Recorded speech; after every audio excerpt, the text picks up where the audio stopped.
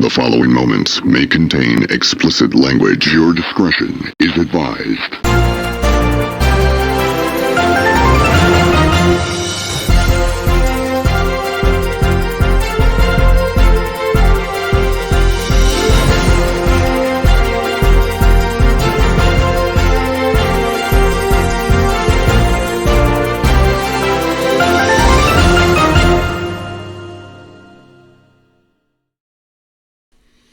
Greetings, this is Legitimate Political Discourse, and I'm Demon, this is Ephron. It is. It's a very special President's Day episode, and so, on President's Day, I think we should start off and talk about all the protests for Elon Musk, and how he's destroying our infrastructure, our IT infrastructure. Well, yeah, and he's hiring random people who just so happen to work for him to do it. Yeah. It's funny how none of these people need background checks or Senate confirmations or like normal cabinet members and people of lesser power. Well, if they had background checks, we might discover, hypothetically, that one of them had said a bunch of racist stuff last year and had run a website that gave people URLs that were to things like, wasn't one of them to, like, it wasn't the actual website, it was the URL, it was like to like kkk.com and shit. Oh, well. Yeah, but fortunately J.D. Vance took the kid under his wing and got Elon to give him a second chance. Because, you know, poor little white kids, they don't always understand their privilege. As a reformed racist myself. Don't call yourself that! It's true. That is... I wasn't raised right. I'm better now. That is true. But I will say this. And I talked about this in an article I wrote about at the time. I'm not even inherently saying that saying something shitty when you're in your 20s, or ever for that matter, even something abhorrent, should be a career-ending offense inherently. What I have argued is that people have done this false dichotomy where it's either you believe the person who told a shitty joke when they were 15 or whatever gets fired out of a cannon into the sun, or you believe that, you know, everyone can just scream the N-word as much as they want. I think there's a middle ground there. Am I crazy for that? Well, it was my dog's name. I didn't, want to walk around the neighborhood yelling it, but he ran away. And so, I should not be laughing this hard. It'll be alright. It's the same thing they did during the Kavanaugh hearings. I remember the argument was, you want to ruin his life by not making him one of the 9 most powerful people in the country. Yeah. It's like, well, wait a minute. Even if he wasn't confirmed, he'd still be a district court judge. I mean, it wasn't like he stalked her and broke into her house. It was a date rape. So, he probably bought her dinner first. And it was at a party, wasn't it? I don't know, but I'm sure he felt entitled. Because that's what... Well, Rush Limbaugh did once make a very big point of differentiating between date rape and actual rape. Yeah. That was actually the final thing he talked about before his radio show went national. Yeah, did you know that? I did not. There was an article written about it, I think this was about 2014 or so, where a guy who listened to his show when he was just a local host in Sacramento said the last thing talked about before he went national, was this giant rant. Because that's what he felt he had to end on, apparently. Mm-hmm. Well, I just thank God it's over. Rush Limbaugh was just a despicable person. And he won't be missed. That is true. Donald Trump gave him a Presidential Medal of Freedom at the State of the Union. Yay. I still don't feel like people talk about that enough. Yeah.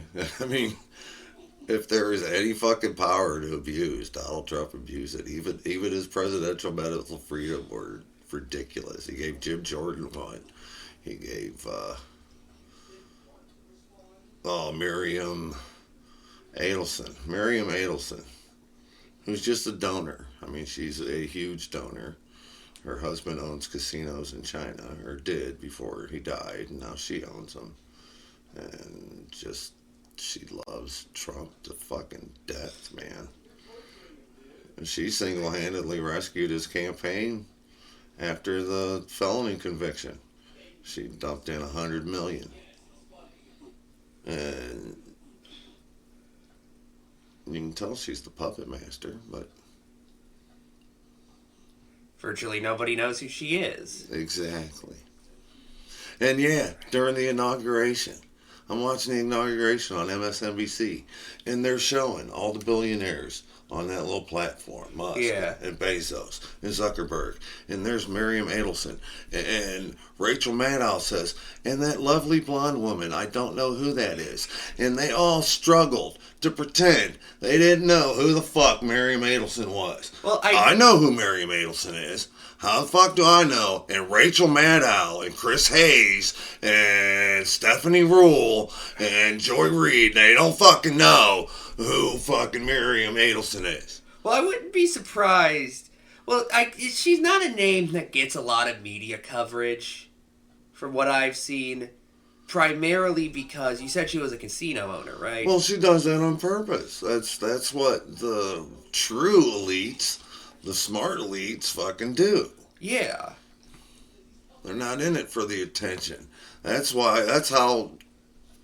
You could call them a shadowy cabal if you wanted.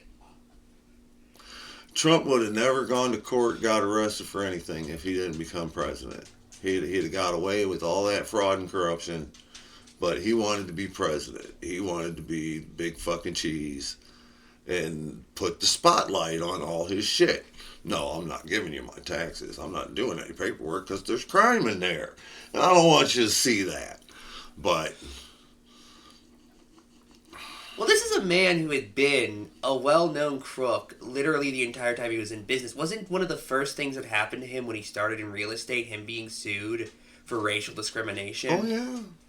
And that was back in the 70s. That was when he was still in business with his dad. Yeah. He wasn't on his own yet. Who had ties to the Ku Klux Klan, if I'm not mistaken. They stole America first from the Ku Klux Klan. And now they're making South Africa great again because, 7% of the population only owns 75% of the land. So eminent domain laws must be racist. Exactly. Well, they are, just not in the direction they like. Well, it's because they're taking land from white people.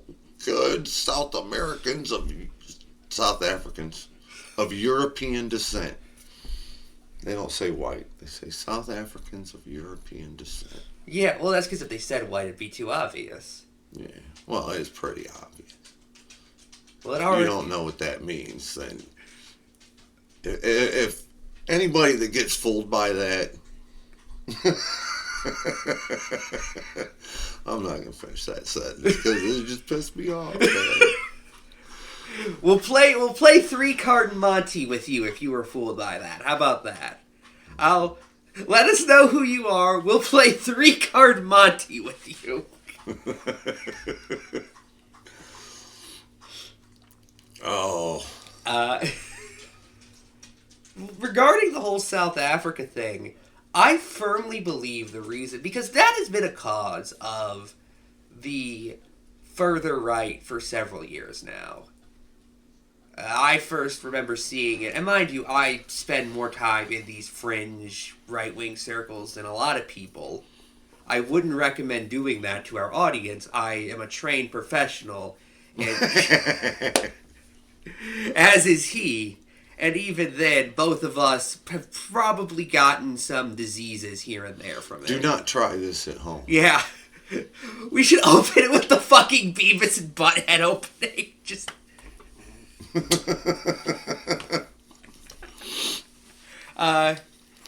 But I think it was 2018 when I first heard about that cause, because there was a documentary about a situation that wasn't at all race-based, that was turned into a race-based situation where there were a bunch of murders in South Africa, some of which were of white people by black people, but a lot of others were of black people by black people. And you know why there were a lot of those kinds of murders in South Africa? Because they're 93% of the population, and that's just how things work.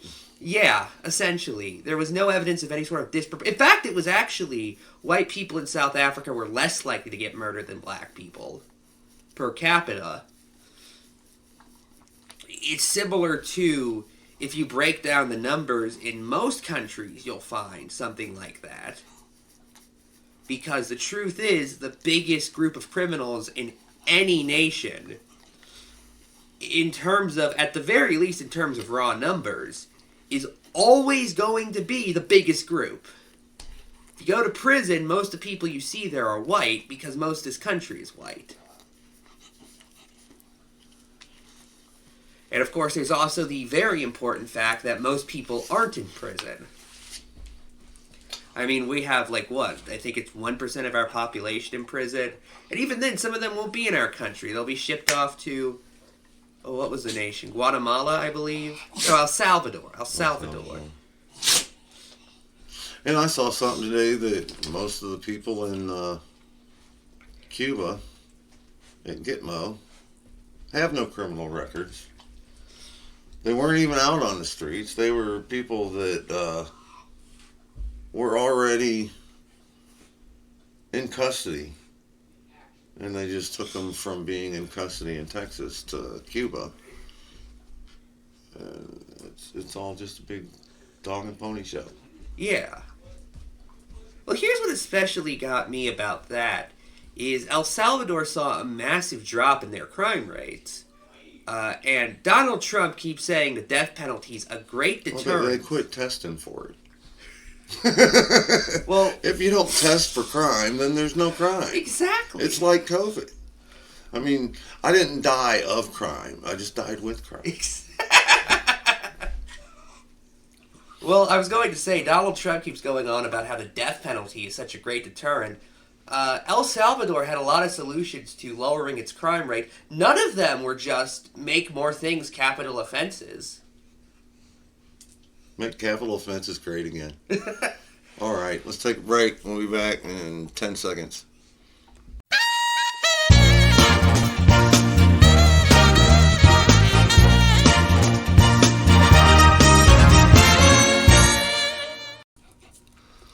So 2 weeks ago, the White House posted a statement that they had cleaned all DEI out of the FAA, and it was much safer now.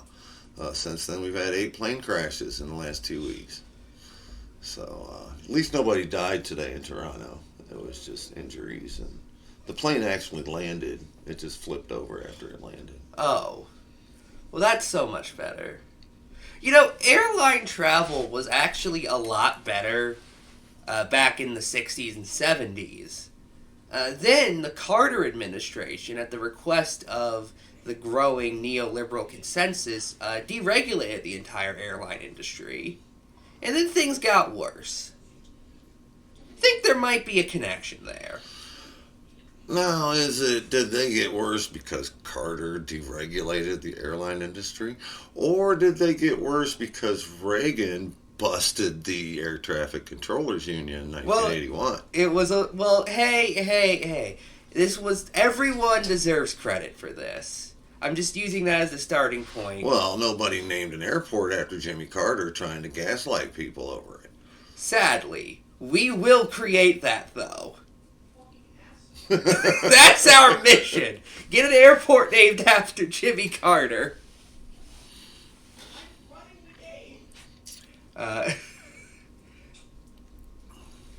Well, you know why there's so much stuff named after Reagan, right? Fascism? Well, if you want the simple answer... Pretty simple like that. It's because after his administration, there was an entire project, I think it was called the Reagan Legacy Project, that existed to get something named after Reagan in every single county in this country. Wow. And Scott Walker was on the board of it at the time. John Kasich was on the board of it. I'm pretty sure Newt Gingrich was on the board of it. Grover Norquist was on the board of it at some point. Just a who's who. I remember arguing with my 7th grade Ohio history teacher about Reagan's legacy. He was still president. He's going to be remembered as a great president. But he did all this. He said, well, he got shot. He got shot and survived. That's all that mattered to him. I mean, that is impressive on its own. That is definitely... He taxed Social Security. That doesn't get the same... notice by the... Well, ultimately, it's the big public spectacles that people remember the most. It just...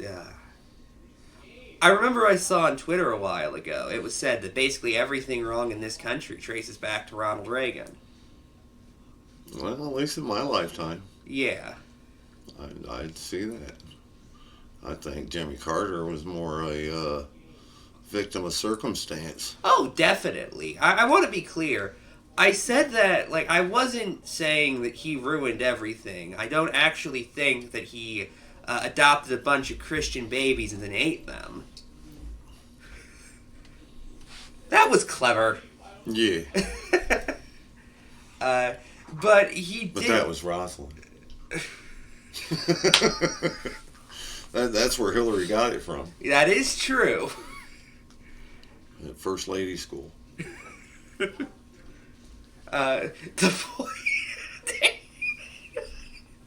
point I was...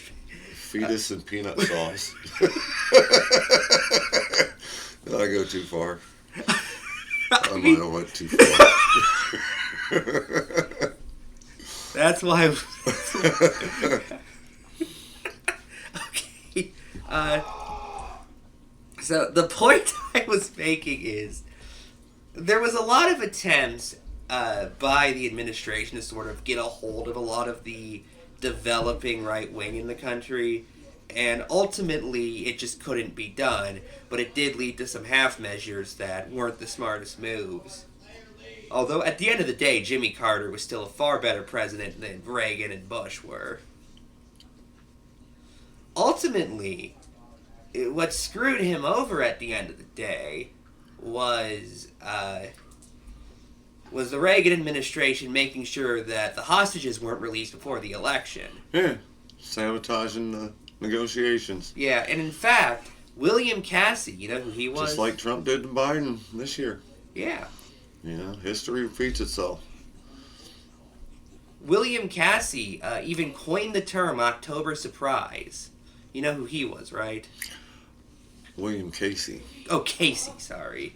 And no, I don't remember. He was Reagan's campaign manager in 1980 and then became the CIA director. Yeah. He coined the term October surprise because at the time the Reagan campaign was very much dead in the water. It looked to everyone like it was going to lose. And if the hostages were freed, then that was going to be the final nail in the coffin. Yeah. So William Casey started using the term October surprise to refer to if Carter got the hostages out, basically to put a cynical spin on it before it could happen. And then of course the campaign stole Jimmy Carter's debate briefing book.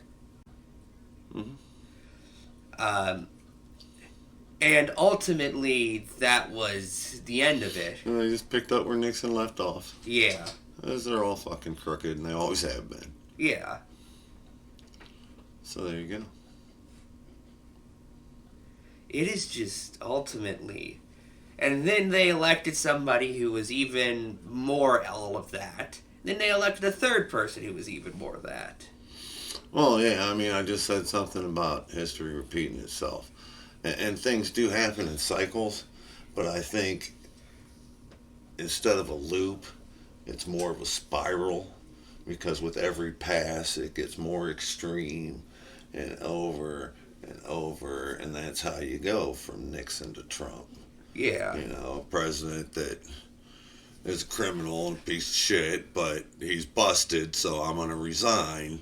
Or criminal piece of shit that loses an election and I still ain't leaving. Yeah.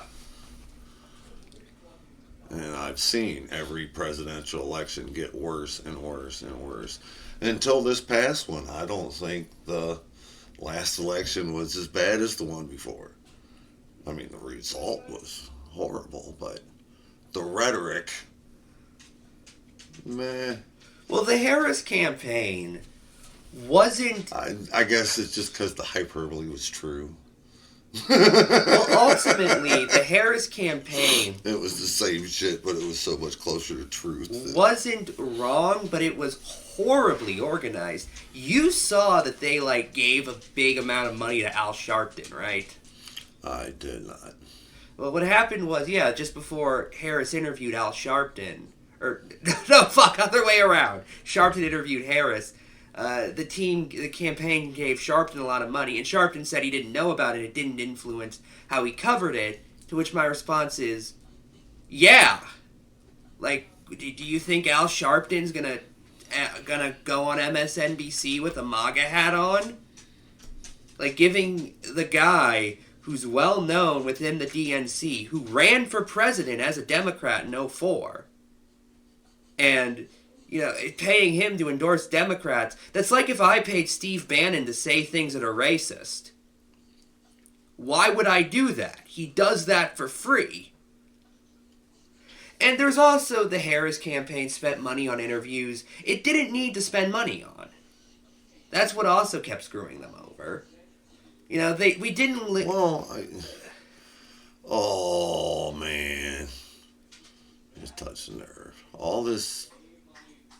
criticism about what the Democrats did and what they should have did and how they don't have any messaging and yada yada yada. Nobody's listening. Nobody's listening anyway. The Democrats shouldn't have had to say anything. Democrats should have been able to just take a fucking knee and let Donald Trump alienate everyone. Because that's what he did. He did not give anyone a single fucking reason to vote for him. He gave everyone every fucking reason not to. I don't disagree. And I think that's a conversation that also needs to be had. However, fundamentally, these people are experienced political campaigners. They should understand how this works, Yeah, but it doesn't work. That's the thing. I mean, I think that there's just a large segment of population that pays no attention. And I think that 95% of the people that don't go to church still believe in their heart that they're Christian. And that's their values.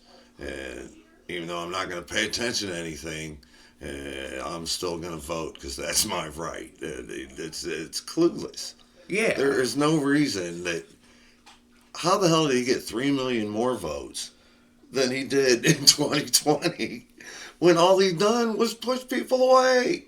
He stole our secrets. He committed fraud. And he got away with all of it. So I'm just bitching. Well, ultimately... We're going Trump derangement syndrome. Yeah, I saw.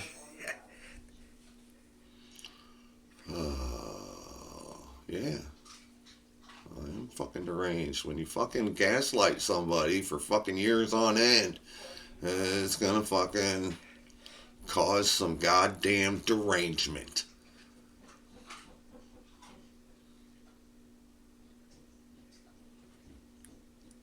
But it'll be alright. Anyway, anything else you want to talk about? No, I think I'm good. Okay. I think that's the show. Thank you for watching, and we'll see you next time.